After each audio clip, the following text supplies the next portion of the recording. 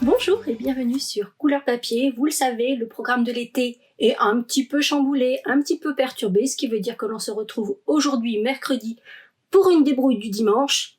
Et pourquoi pas? Comme nombre de nos papiers, ceux de la série Encre animée ont été produits à partir d'œuvres réelles réalisées à la main, puis photographiées pour en faire des papiers. Je sais que vous aimez beaucoup cette série de papiers et je dois l'avouer qu'ils sont juste magnifiques. Dans un instant, je vais vous expliquer rapidement comment ces papiers ont été réalisés et vous allez le constater, ils ont été réalisés à partir de produits que nous n'avons pas chez Stampin' Up.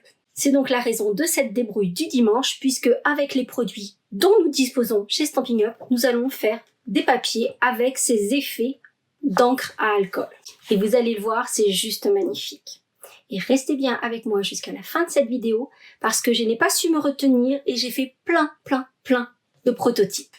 On se retrouve tout de suite à mon espace de travail. Pour réaliser des fonds tels que cela, on utilise des encres à alcool, donc avec une base d'alcool. Elles se présentent dans des petits flacons tels que les nôtres, mais contrairement à nos encres qui, nous, sont sur une base aqueuse, donc d'eau, ces encres-là sont sur une base d'alcool. Et ça, on n'en a pas. Et puis, l'autre chose dont on a besoin pour réaliser ces effets-là, c'est un papier qui ne soit pas poreux, c'est-à-dire qu'en général, on utilise un papier que l'on appelle Yupo. Le qualifié de papier est un abus de langage puisqu'en fait, c'est un papier qui ressemble plus à une feuille de plastique, grosso modo, ce qui veut dire que l'encre ne passe pas, ne rentre pas dans ses fibres puisque c'est une matière plastique. Donc vous l'aurez compris, on n'a pas ce matériel et pourtant, nous allons réaliser ce type de fond pour nos cartes et nos projets en général. La réalisation d'un effet encre à alcool comme ceci va nécessiter 8 étapes et les 2 dernières peuvent être facultatives. C'est vous qui choisissez si vous souhaitez vous arrêter et réaliser ou non les étapes suivantes.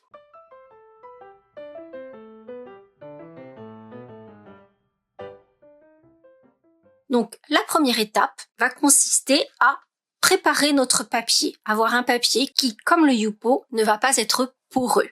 Et donc, nous, la matière que nous avons à notre disposition pour cela, c'est le papier velin. On va donc faire une petite préparation avec un quart de papier cartonné, fin c'est suffisant, en version blanc simple, un quart de papier velin d'une page A4 et on va prendre un rectangle un tout petit peu plus petit que nos quarts de papier, on va le réduire d'1 à 2 mm, donc passer de 10,5 à 10,3, 10,4. On n'en est pas à un poil de grenouille près, puisque de toute façon, pour les exemples que je vais vous montrer tout à l'heure, j'ai retaillé après mes morceaux de papier décorés, donc peu importe. Et en hauteur, on va le faire de 14,5 grosso modo, ce qui nous permettra d'avoir une feuille adhésive qui ne dépasse pas. Et donc, dans un premier temps, on va coller ce papier, cette feuille adhésive double face sur notre papier velin pour ensuite venir coller le tout sur notre papier blanc. Je vous ai fait une petite vidéo à propos de ces feuilles adhésives double face. Je vous la mets juste ici. Si vous avez du mal à les maîtriser et à vous en mettre plein les doigts, cette vidéo est faite pour vous.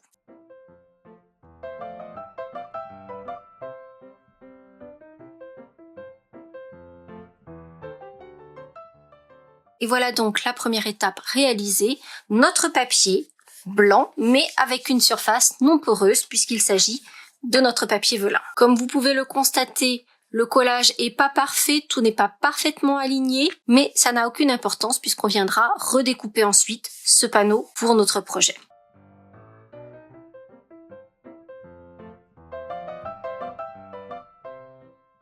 Seconde étape, je vous ai dit que pour réaliser ces effets de fond, il faut des encres à alcool. Alors si on n'a pas d'encre liquide à alcool à proprement parler, nous avons cependant des feutres à alcool. Et qu'est-ce qu'il y a dans les feutres à alcool? De l'encre à alcool. Ce sont donc ces outils-là que nous allons utiliser. J'ai choisi ici pour la version que nous allons faire ensemble, sachant que je vais réaliser 2 fonds comme cela avec vous. Et donc pour cette version-ci, j'ai choisi du pierre rose poli clair, du bleu nuit clair et du horizon de bruyère foncé. Évitez les couleurs trop pâles parce que vous allez le voir, on va les rediluer et donc du coup elles vont disparaître complètement. Essayez qu'il y ait un petit peu de pigment dans les couleurs que vous allez choisir. Et donc cette seconde étape va simplement consister à gribouiller, poser des taches de couleur sur notre panneau. Et donc là, c'est vous qui voyez s'il y a une couleur que vous voulez plus présente qu'une autre, si vous voulez répartir vos tâches. Voilà, c'est vous qui choisissez, il n'y a aucune règle.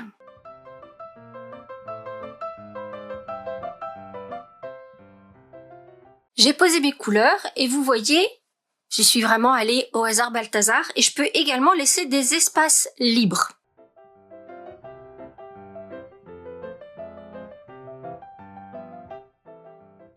Et c'est là qu'on va passer à la troisième étape et ça va commencer à devenir vraiment fun. Et alors, l'outil indispensable dont nous avons besoin, c'est de l'alcool. Par contre, l'alcool à 70 que j'utilise régulièrement sur mes projets, ici ne conviendra pas. Il faut un alcool beaucoup plus concentré. Et en l'occurrence, moi je vais utiliser de l'alcool ménager supérieur à 95%. Il vous faut au moins du 90 et au maximum. Donc moi je prends le 95, ça fonctionne très bien. Et comme c'est une grosse bouteille, j'utilise une petite pipette comme cela pour aller prendre la matière dont j'ai besoin. Puisqu'on va avoir besoin d'une petite coupelle comme ceci, mais on va également avoir besoin d'un vaporisateur et également d'un pinceau à réserve d'eau ou pas d'ailleurs. Ça peut être un pinceau simple sans réserve d'eau, mais je trouve que la réserve est quand même utile, ce qui veut dire que là vous voyez que tous mes petits outils, j'ai mis un petit morceau de washi doré et comme ça je sais que dans ces trois outils, c'est de l'alcool que j'ai mis à l'intérieur. Cette troisième étape consiste à réhydrater les couleurs avec notre vaporisateur. Et on va hydrater nos couleurs. Donc vous voyez déjà que les couleurs commencent un petit peu à bouger. Alors par contre, c'est de l'alcool, donc ça sent l'alcool. Si vous y êtes sensible, ouvrez les fenêtres pour qu'il y ait un petit peu d'air, parce que c'est vrai que ça sent vraiment l'alcool et que ça peut être entêtant.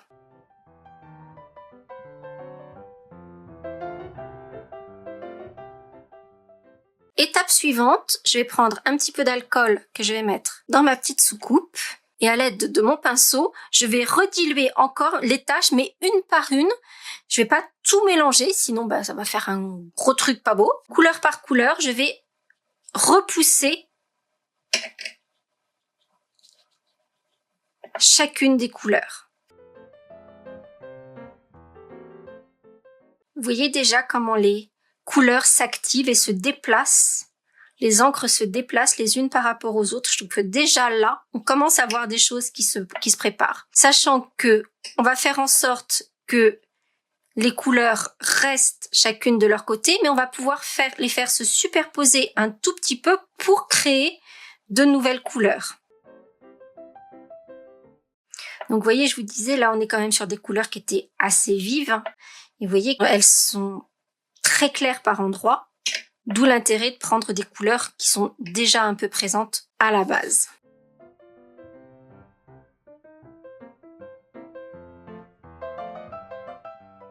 Une fois qu'on en est là, on va laisser sécher notre œuvre d'art. Et si on veut activer un peu, sachant que l'alcool s'évapore relativement vite, mais là on en a quand même pas mal, si on veut activer un peu le séchage de cette étape-ci, on va simplement souffler dessus, un peu comme on soufflerait sur une bougie. Donc on va simplement souffler sur notre travail. On peut d'ailleurs utiliser une paille et faire se déplacer les couleurs comme on le souhaite à cette étape-là.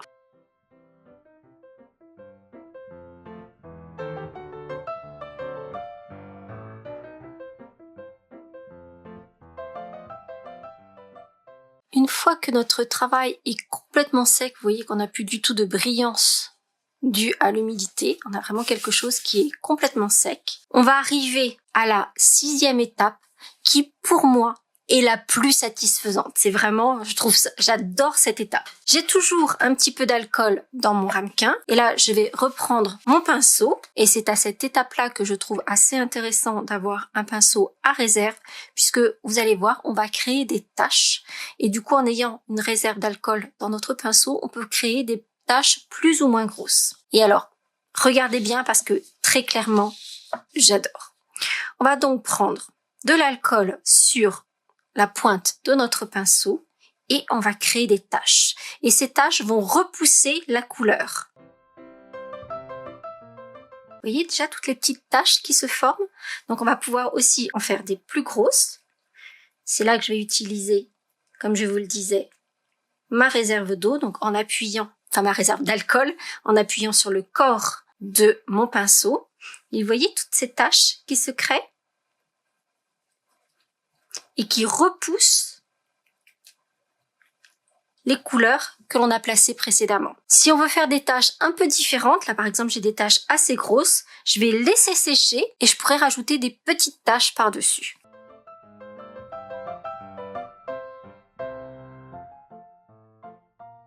Et vous voyez comme on peut repousser l'encre et en faisant des taches plus ou moins grosses. Si vous n'attendez pas entre les différentes taches que vous allez créer, ça va juste rediluer, mais sans créer des taches proprement dites, comme vous pouvez les voir ici ou là. On va pouvoir créer des petites taches complètement blanches. Si vous n'attendez pas, du coup, vous n'allez pas avoir cet effet de taches.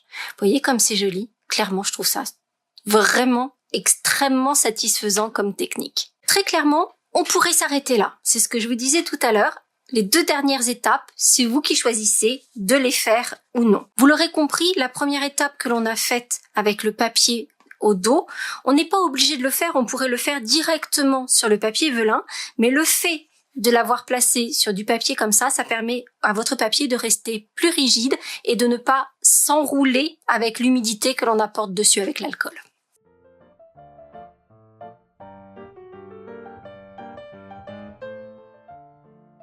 À cette 7e étape, on va ajouter des petites touches de lumière. Et c'est la raison pour laquelle je vous disais que l'on allait préparer 2 panneaux, puisque je vais vous montrer des techniques. Je vous montrerai la seconde juste après. Et donc la plus simple, c'est que l'on va utiliser notre pinceau Wink of Stella. On va bien mettre en suspens les petites paillettes du pinceau. On va faire venir le produit, donc on le voit ici au niveau du barillet, on va faire descendre le produit jusque sur la pointe pour que la pointe soit bien chargée en produit. Et on va ensuite faire des taches plus ou moins grosses. Et voyez comment on obtient ces petites taches plus ou moins grosses pour donner ces aspects de lumière sur notre effet marbré que je trouve très très joli.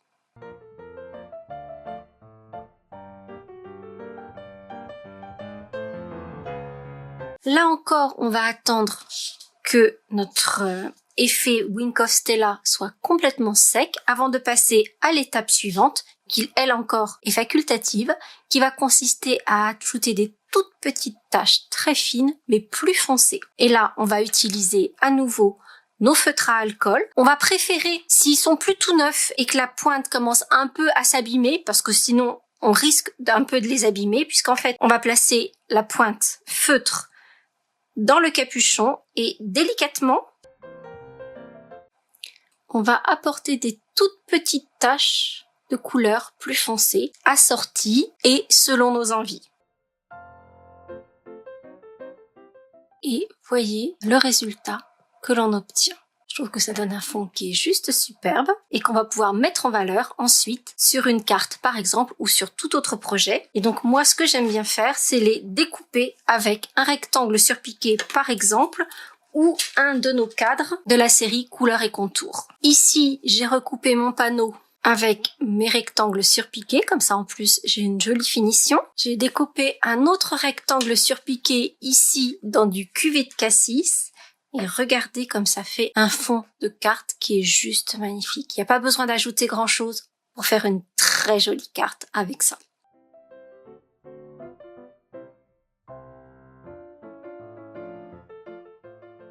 Et je sais que vous allez me dire que sur les papiers de la série encre animée, il y a ces jolies veines dorées et je suis d'accord avec vous, c'est splendide et c'est donc ce que nous allons faire ensemble maintenant. Je vais répéter toutes ces étapes. Je vais vous les mettre en accéléré, mais je vais faire exactement la même chose. Et au moment où, sur cette version, on a ajouté du Wink of Stella, je m'arrêterai pour vous montrer comment faire de jolies nervures dorées.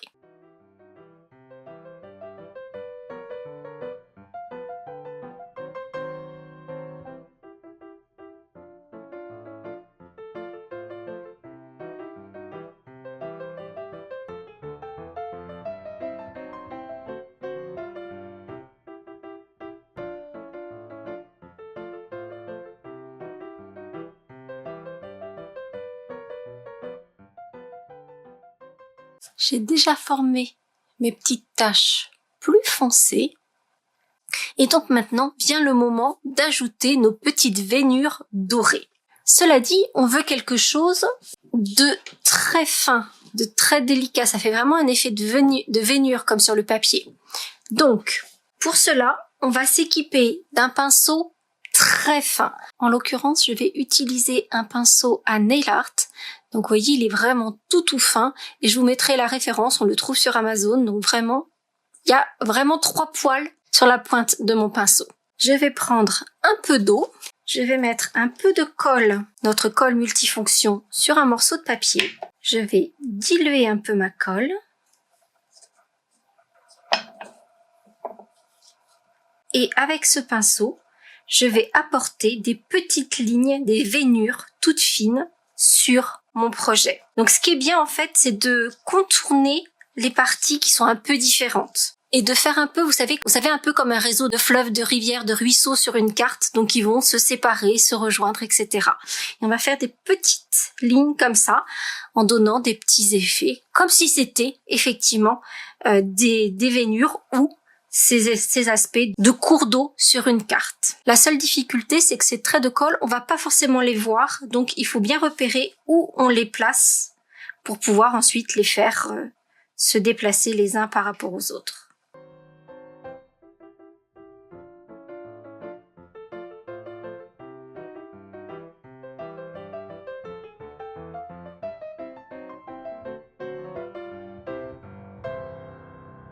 Donc comme je vous le disais, la difficulté c'est de voir ce que l'on a fait, mais en prenant la lumière, vous voyez les petits traits un peu brillants, ce sont mes traits de colle.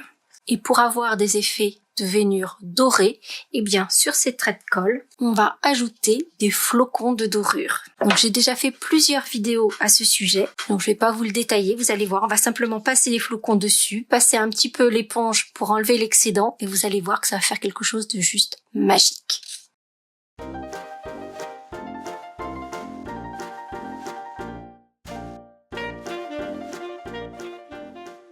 J'ai redécoupé mon panneau, cette fois-ci avec cet aspect de veinure dorée, et avouez que ça fait quelque chose de vraiment très beau. Vous voyez qu'il y a des aspects ici où il n'y a pas de couleur, et j'aime bien aussi le fait qu'il n'y ait pas de couleur.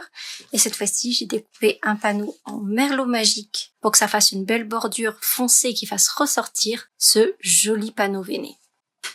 Et voici nos 2 cartes finalisées. Comme vous pouvez le constater, j'ai choisi des éléments décoratifs extrêmement délicatement découpés pour qu'il y ait énormément de transparence et que ça fasse la part belle à ces fonds que nous venons de réaliser. Donc ici, j'ai utilisé nos papillons. En plus, je les ai découpés dans du papier velin que j'ai mis délicatement en couleur. Et j'ai même ajouté un petit peu de Wink of Stella pour qu'il brille légèrement. Mais vous voyez que ça fait juste quelque chose de très discret sur cette carte pour que le fond soit vraiment mis en valeur. De la même façon, sur cet autre fond que l'on a réalisé ensemble, j'ai utilisé les die issus de la collection encre animée qui permet énormément de transparence puisque c'est une découpe extrêmement détaillée, très délicate, vraiment une dentelle, et du coup ça permet de bien admirer le fond qui se trouve derrière. Et j'ai juste ajouté quelques bijoux dorés au cœur de la fleur pour apporter un petit peu de volume. Mais comme je vous le disais, j'ai eu du mal à m'arrêter de jouer avec cette technique, donc j'ai plein d'autres cartes à vous proposer. Parce que j'ai joué aussi avec des bleus pour faire ce joli fond marin. Donc là, j'aime vraiment beaucoup comment les encres ont réagi. Et c'est vrai que, en plus, ce qui est vraiment sympa avec cette technique, c'est que finalement, on n'obtient jamais la même chose et on a toujours quelque chose de différent à chaque fois.